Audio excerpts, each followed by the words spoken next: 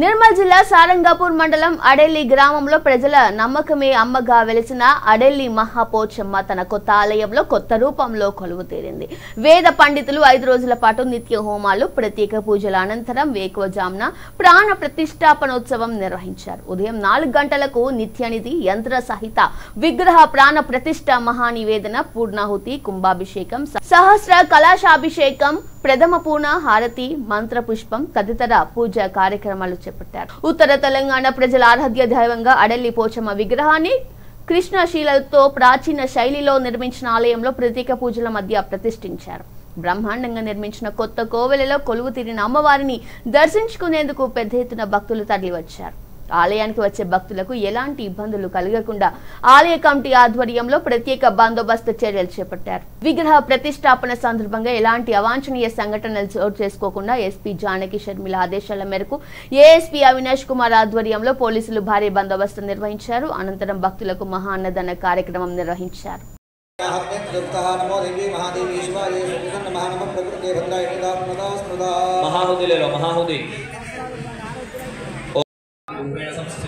नमस्तस्यै स्वाहा नमस्तस्यै स्वाहा नमस्तस्यै नमो स्वाहा नमः सर्वस्वरूपे सर्वेशे सर्वशक्ति समन्विते भेषकाय नोदे विद्येते विमोचने वरदलकमिष्ठाभ्यां नमः अग्निशूलिनी घोरा गतिचक्रणीधा शंगिनीजा परिवाण भुजुंडी परिघालिधा हृदयाय नमः पाय नोदेवी पाय खर्गेण जामके घंटा